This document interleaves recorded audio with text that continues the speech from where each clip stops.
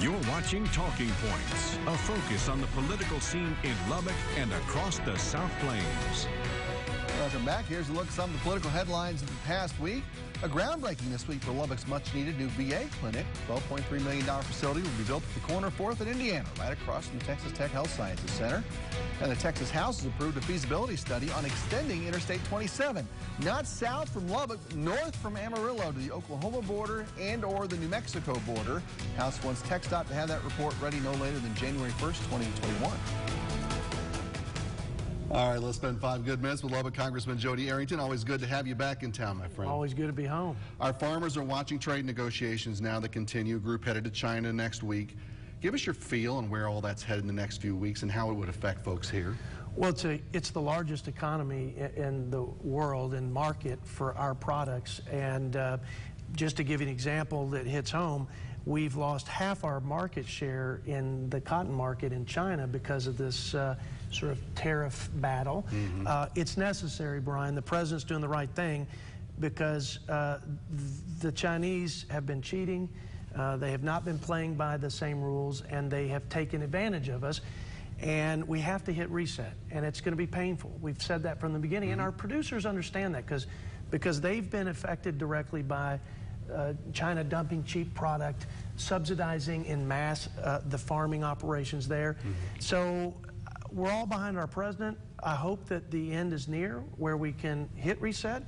The president has himself personally assured me, along with Bob Lighthizer, that ag will be well served with this new agreement and this new relationship. Meanwhile, USMCA, which is the biggest market, Mexico and Canada, the biggest free trade deal that we have, and it represents billions, $120 billion to the state economy, and $3 billion for ag.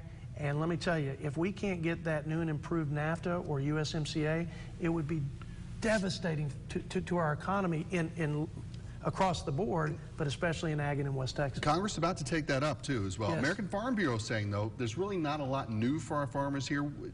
Could it have been done better, or is this as good as we're going to get for now? Look, I'm for all American producers and manufacturers, not just for cotton producers. Right. If you look at the dairy, there's a report that just came out, independent study, International Trade Commission. By law, they have to quantify the impact. 170,000 new jobs if we pass and ratify this USMCA. 270 million, or a 50% increase in our dairy products going to Canada. Now, maybe there was a do no harm sort of just let's keep going the way we were going for cotton producers, but I promise you, ag in general, auto manufacturing and other industries are much better served in terms of U.S. producers and manufacturers. And again, 170,000 new jobs, that is significant. We've seen 800% increase in just exporting our ag products since NAFTA in 1993. That's exponential. The president's improved it.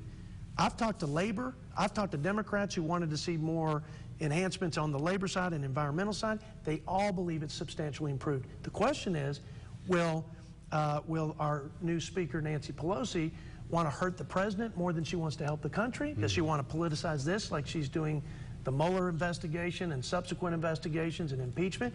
Or is she going to say, look, the American people are sick of this, let's work together for the benefit of our country, and there's no doubt in my mind USMCA is going to be better for America. Well, along some of those lines now, when Ways and Means, your chairman, is pushing to get 6 years of the president's tax returns, nothing yet. It's kind of it seems like a behind-the-scenes fight. Should he be able to get those? No. The last time that politicians had access to Americans' tax returns, and remember, Brian, if he can get the president's, he'll get yours. And then he'll get every other American's, and they'll do what the Nixon administration, unfortunately the example is a Republican president, he abused his power and he used it and weaponized it and politicized it. That's why we don't give politicians those levers, because they abuse it. Look what's happened in the Mueller investigation. We've had abuse and corruption and bias at the highest levels in our highest agency of criminal justice and law enforcement. Look at what happened in the Kavanaugh hearing. They were looking at the guy's yearbook. You don't want to give these guys, I think it was Will Rogers that said, watching these guys reminds me of the saying that some people ought not to even be able to play with matches. That's what we're dealing with, and I hate to say that about the United States Congress, but we cannot let, if the president wants to voluntarily do it, great. People knew that he disclosed a whole lot. He's audited every year by the IRS. the vice president and president. If there's anything there, that will come out and be disclosed. But no, I think this is another political game played by the left and by the Democratic leadership. No conclusions of wrongdoing in the Mueller report, but he seems to have given Democrats plenty of red meat to work with if they wanted to pursue that. Do you expect to see articles of impeachment brought and hearings and the whole shebang over the next few months? I don't think the Democrats can help themselves. I don't think they have another agenda besides socialism and the road to ruin to follow Venezuela, Cuba, and others who've taken that path. I think it's going to be a terrible thing for the country. I think it's actually politically stupid for them to do it because I think the country's hungry for real problem solving and real leadership, but I do think they're going to continue down that path. It's unfortunate. Here's how you know it was purely political, other than just the facts. No Democrat is celebrating the fact that our presidency is without without having that dark cloud of collusion over it. That's an American thing. That's something we ought to cheer regardless of the party in power in the Oval Office. But they're not. They're pivoting to whatever they can to undermine this president. I really believe that. I hate that. I don't think every Democrat's like that. I just don't think they can overcome the Democratic leadership. And I don't think Nancy Pelosi actually thinks that's a winning strategy, but she can't overcome AOC and the radical left. So there you have it. It's a very dysfunctional situation that's become a dumpster fire for Nancy Pelosi. And I think the Republicans, meanwhile, unfortunately, America will suffer, but I think the Republicans in the next election, well, I think they will actually be the beneficiaries. I don't like it that way. I'd like to earn it honestly and on the facts of our economy growing, on energy dominance, on the fact that we're rebuilding our military.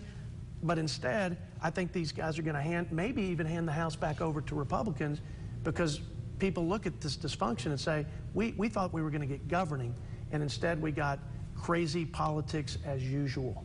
Got to go vote, folks. That's the bottom line. Tell your friends. Jody Arrington, good to see you. Keep swinging. Good to see you. Thank you. Good to be with you.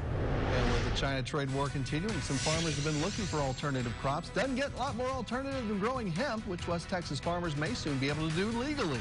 We'll tell you about it next on Talking Points.